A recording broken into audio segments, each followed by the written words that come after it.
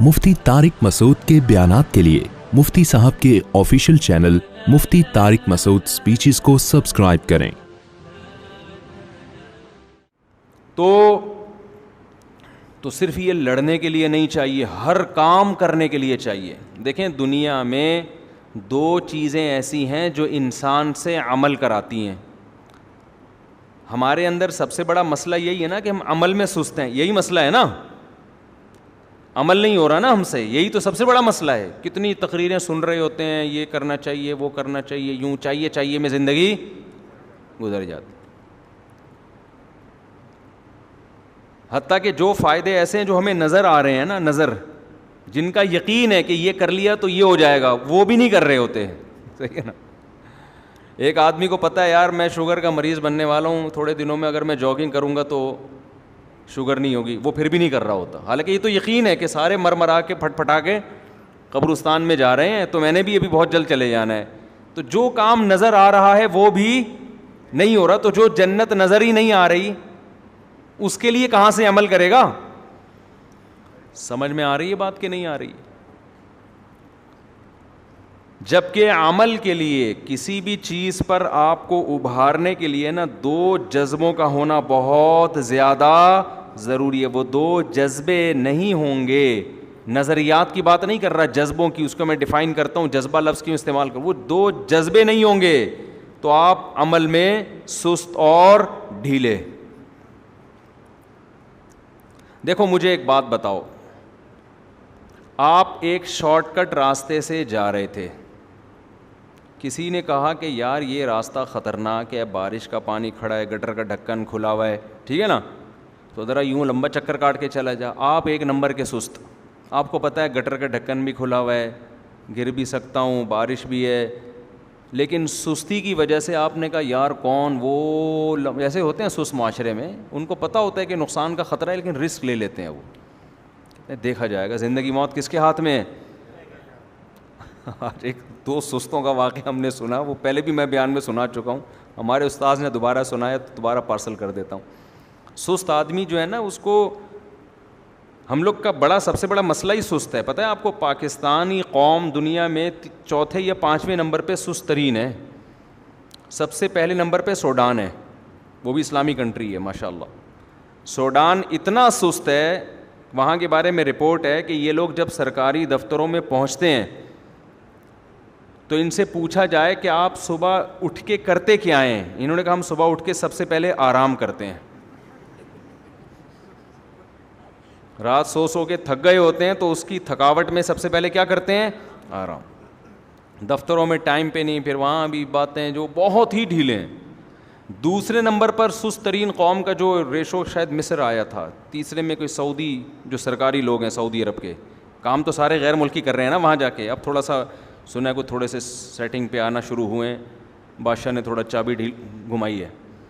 چوتھے یا پانچویں نمبر پہ پاکستانی ہیں، تو مجھے خوشی اس کی نہیں ہو رہی تھی کہ ہم اتنے سست ہیں، مجھے ہو رہی تھی الحمدللہ چوتھے یا پانچویں نمبر پہ، پہلے نمبر پہ الحمدللہ نہیں ہے، یہ خوشی ہو رہی تھی ہمیں۔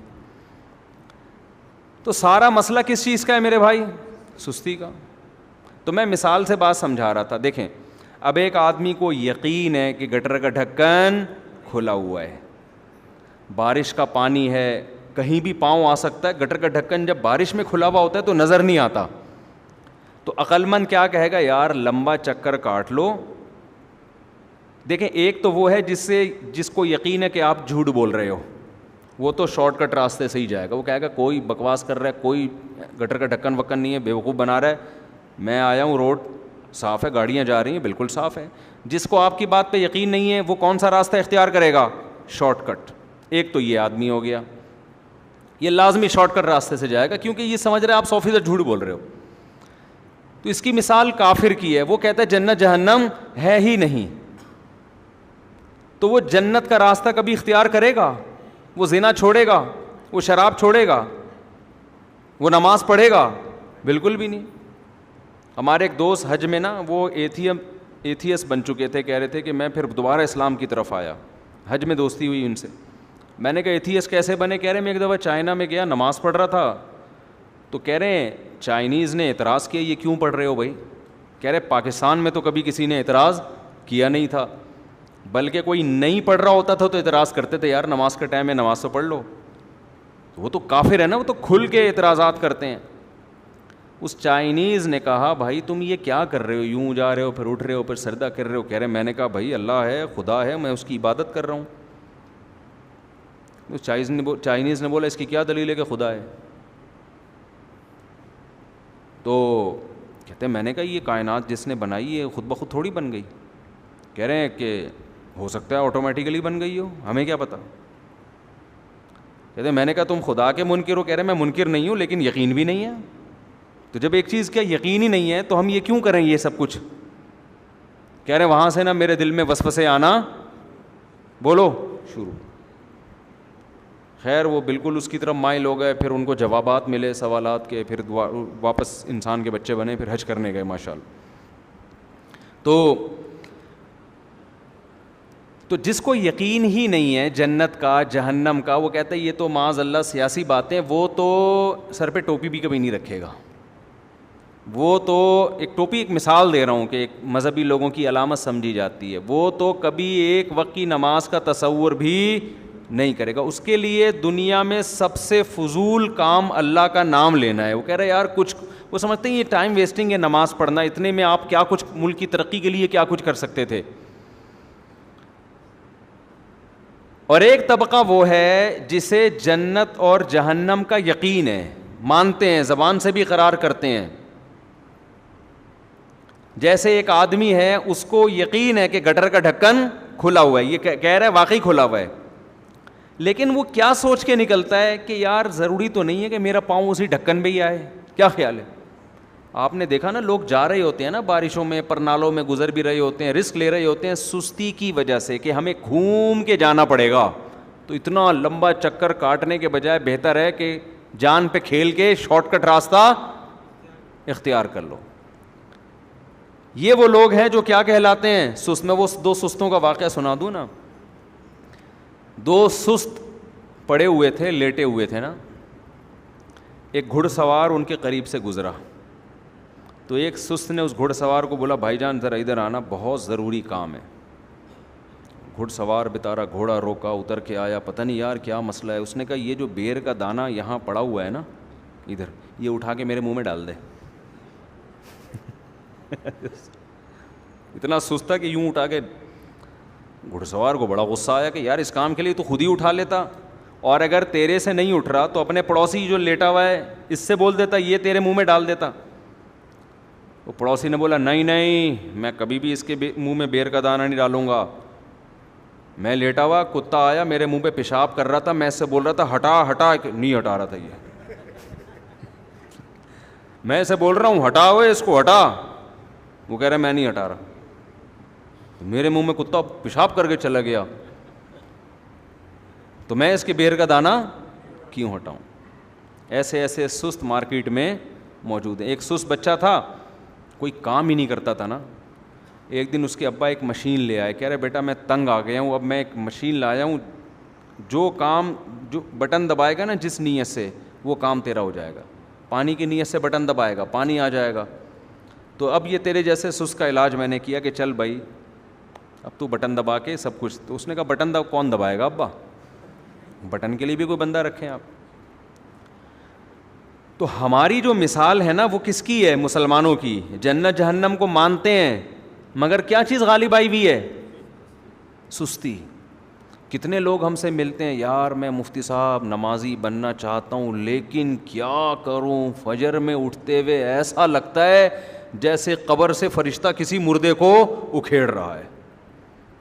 قبر میں جب مردے کو 6-7 مہینے ہو جائیں نا, پھر مٹی میں چپک جاتا ہے وہ, پھر آپ بولیں اس کو قم باذن اللہ, صحیح ہے نا, وہ نہیں اٹھے گا, اس کی میت بھی نہیں اٹھ سکتی, مٹی میں پیوست ہو, مٹی بننا شروع ہو جاتا ہے نا, وہ اٹھتے ہی نہیں. ہر کام میں سستی, ہر کام میں سستی. تو اور پھر یہ سستی ہر چیز میں نظر آ رہی ہے, صرف دین میں نہیں بلکہ دنیا میں بھی. ہم یہ کہتے ہیں کہ ان کا ایمان کمزور ہے اس لیے سست ہیں, تو بھائی دنیا پہ تو ایمان کمزور نہیں ہے نا, یقین ہے, وہاں بھی تو سست ہیں. اس کا مطلب یہ ایمان کی کمزوری کی وجہ سے سست نہیں ہے, یہ ویسے ہی سست ہے. میں سمجھا پا رہا ہوں اپنی بات کہ نہیں؟ دیکھو ساری دنیا کے ڈاکٹروں کا اتفاق ہے, حکیموں کا, اور بلکہ مشاہدہ ہے کہ یار اس عمر کے بعد اگر ویٹ بڑھتا ہے تو بلڈ پریشر, شوگر, یہ بیماریاں آتی ہیں. سب دیکھ رہے ہیں, اپنے ابا کو دیکھ لیا, اپنی اماں کو دیکھ لیا, دوست کو دیکھ لیا, بھائی کھانے پہ کنٹرول کرو, مگر کنٹرول نہیں ہو رہا. حالانکہ یقین ہے کہ نقصان ہوگا. کنٹرول کیوں نہیں ہو رہا؟ خواہشات کو قربان کرنا پڑتا ہے, سستی ہے نا یہ بھی ایک قسم کی, یار بس جو آ رہا ہے کھا جاؤ یار, اب کل سے دیکھیں گے. ہمارے ایک دوست کے ساتھ ایسے ہی ہوا, وہ وزن بڑھ رہا تھا, میں بہت پرانی بات ہے 20 سال, میں نے ان سے کہا, سمجھا, عمر ان کی مجھ سے زیادہ تھی, کنٹرول کریں, انہوں نے کہا نہیں وہ فالج ہو گیا, برین ہیمریج تو نہیں, فالج ہوا, وہ پڑے ہوئے بیچارے بستر پہ, اس کے بعد سے اٹھ ہی نہیں پائے. وہ اچھا خاصا ہٹا کٹا جوان آدمی. تو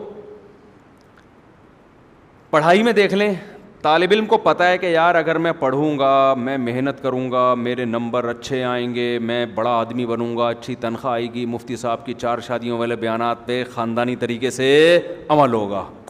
نہ یہ کام نہیں ہو رہا. ویسے ہی آ جاتے ہیں منہ اٹھا کے, 4 شادیاں کرنا چاہتا ہوں, کوئی رشتہ بتا دیں. میں کہتا ہوں بھائی اس ڈیزائننگ پہ آپ کو, اس آمدن پہ, اس ڈیزائننگ پہ, اس کوالیفیکیشن پہ آپ کو ایک مل جائے بڑی بات, نہیں ملے گا, کوئی بھی نہیں ملے گا آپ کو. تو کوئی قابلیت پیدا کرو تاکہ رشتے خود بخود, قابلیت ہوگی تو رشتے آئیں گے. رشتوں کو بھی تو ضرورت ہے نا کہ وہ آپ سے رشتہ کریں. کیا خیال ہے بھائی؟ دیکھو روٹی کو ضرورت نہیں ہوتی کہ آپ اس کو کھائیں, لہذا روٹی کو جب تک کھائیں گے نہیں وہ پڑی رہے گی قیامت تک وہیں. لیکن جیسے آپ کو بیوی کی ضرورت ہے تو عورتوں کو بھی میاں کی ضرورت ہے کہ نہیں ہے؟ آپ اپنے اندر کچھ قابلیت پیدا کر لیں, آپ رشتے تلاش نہیں بھی کریں گے, آپ کے محلے والے, اڑوس پڑوس والے اپنی بیٹیاں لا کے آپ پہ پیش کریں گے. سمجھتے ہو کہ نہیں سمجھتے؟ تو لیکن کچھ کرنے کے لیے تیار ہلتا ہی نہیں ہے. اچھا فوجیوں میں ایک چیز ہوتی ہے, چست ہوتے ہیں. میرے والد صاحب نیوی میں تھے نا, آخری دن تک چست تھے وہ, یعنی ان کا انتقال بھی چستی میں چلتے پھرتے ہوا ہے, بیڈ پہ نہیں لیٹے وہ کبھی بھی, اور پناہ مانگتے تھے, اللہ مجھے بستر کی موت سے تیری پناہ مانگتا ہوں. اللہ نے ان کی دعا قبول کی. ایسے اسپیڈ میں چلتے تھے, صبح اٹھ گئے, نہا رہے ہیں, پھر جب ریٹائر ہو گئے تو بھی کسی نہ کسی ایکٹیویٹی میں اپنے آپ کو بزی رکھتے تھے, پھر نماز کے لیے گئے, ایسی اسپیڈ کے ساتھ وہاں بیٹھے, وہیں پر ہارٹ اٹیک ہوا, انتقال ہو گیا. ہم نے کہا یار ساری زندگی چلتے پھرتے, موت بھی ان کی چلتے پھرتے. تو یا تو آپ جائیں کوئی ٹریننگ لے لیں 2 سال کی, فوج سے پٹیں گے, ٹھڈے لگیں گے, اس کے بعد انسان کے بچے بن جائیں گے. تو میں یہ عرض کر رہا تھا, جلدی سے بات کو سمیٹ کے میں ختم کرتا ہوں.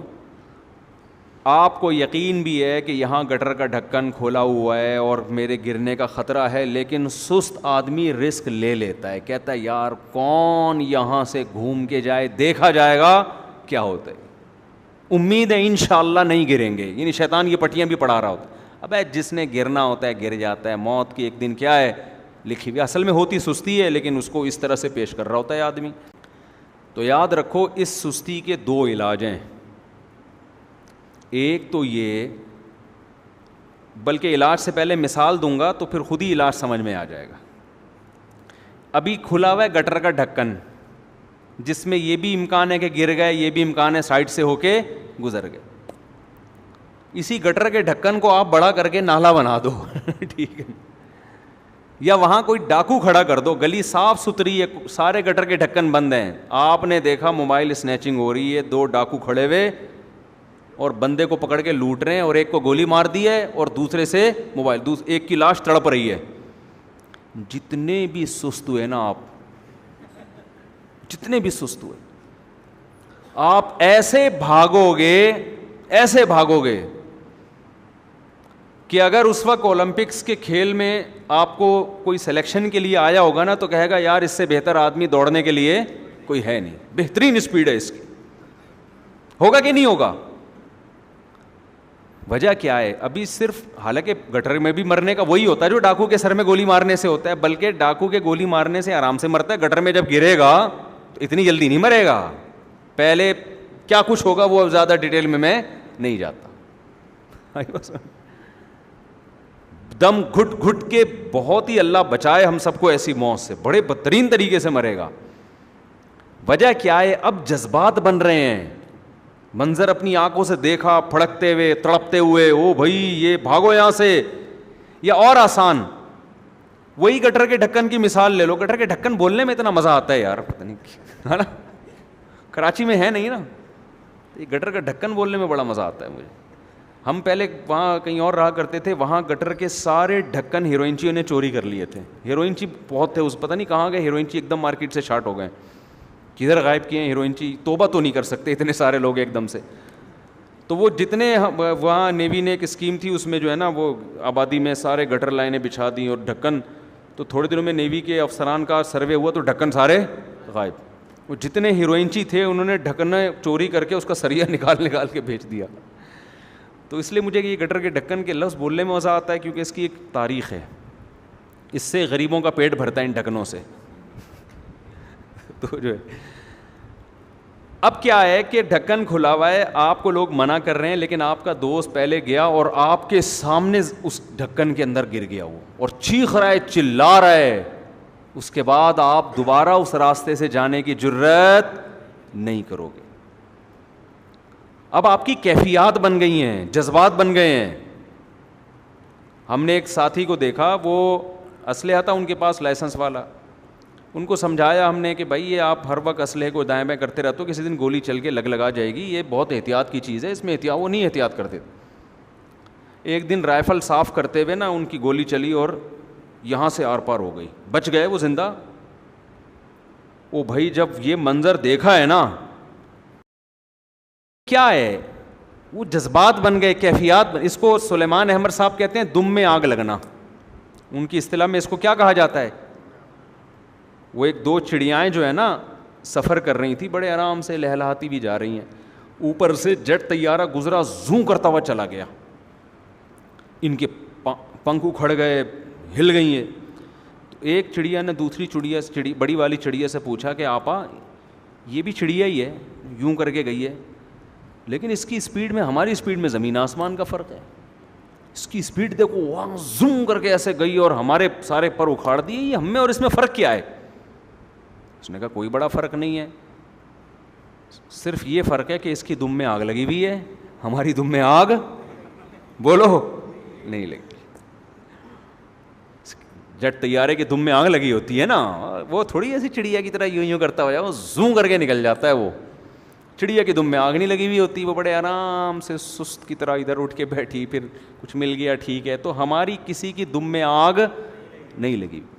تو آپ نے اپنے سامنے یہ منظر دیکھ لیا, رائفل کا فائر ہوا, لگ گئی, ایک دم دم میں آگ لگ جاتی ہے انسان کے. کہتا ہے وہ بھائی بہت احتیاط شروع کر دے گا اس دن سے.